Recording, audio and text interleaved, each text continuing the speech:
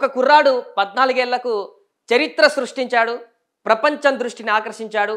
సచిన్ లాంటి God of cricketers నుంచి ప్రశంసలు అందుకునే విధంగా హిస్టరీ క్రియేట్ చేశాడు. చాలా చాలా చాలా ఉద్దండ క్రికెటర్లను కూడా ఆశ్చర్యంలోకి ముంచెత్తించాడు. అతనే మన వైభవ్ సూర్యవంశీ. నిన్న ఒక పెను సంచలనం సృష్టించిన ఈ బుడతడు గురించి మనం ఎంత ఎక్కువ చెప్పుకున్నా కూడా తక్కువే అవుతుంది. ఎందుకంటే ఒక సునామీ సృష్టించాడు నిన్న. Rajasthan Royals versus Gujarat Titans మధ్య ఐపీఎల్లో జరుగుతున్నటువంటి మ్యాచ్లో ఒక పెను విధ్వంసాన్ని సృష్టించాడు. ఎవరు ఊహించలేదు.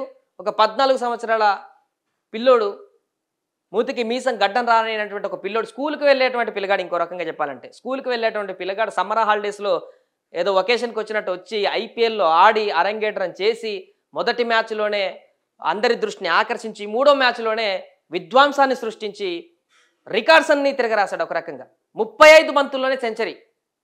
ఇప్పటివరకు ఐపీఎల్ మొదలైనప్పటి నుంచి కూడా హిస్టరీ మొత్తంలో కూడా రెండో అత్యధిక సెంచరీ. క్రిస్ గేల్ 30 బంతుల్లో సెంచరీ కొట్టాడు ఒకసారి 2013లో.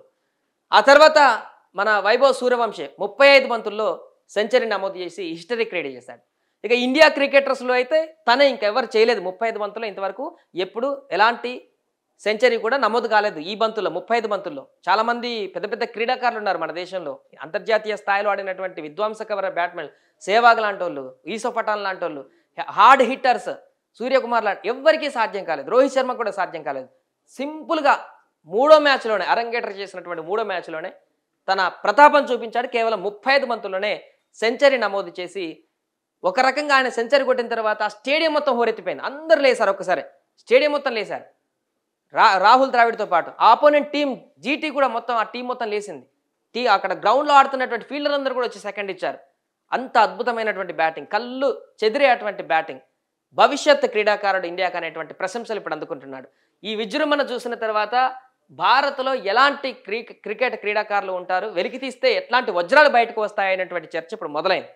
ఏదేమైనా కూడా నిన్న జరిగినటువంటి ఈ విధ్వంసమైనటువంటి బ్యాటింగ్ తోటి సూర్యవంశీ ఓవర్ నైట్ స్టార్ అయిపోయిందని చెప్పొచ్చు. ఫస్ట్ మ్యాచ్కే అందరి దృష్టిలో పడ్డాడు. సుందర్ పిచాయ్ లాంటి వాళ్ళు కామెంట్ పెట్టారు, నేను ఈ బుడ్డోడు ఆట చూడడానికి నిద్రలేచానని. బట్ ఈ మూడో మ్యాచ్లో చేసిన సెంచరీతోని ఓవర్ నైట్ స్టార్ అయిపోయాడు. ఒకప్పుడు సచిన్ అన్నారు, తర్వాత కోహ్లీ అన్నారు వారసత్వంగా. కోహ్లీ తర్వాత మేబీ సూర్యవంశీయే మన ఇండియా తరపున అత్యద్భుతమైనటువంటి క్రికెటర్గా అవతరించేటువంటి అవకాశం ఉంది.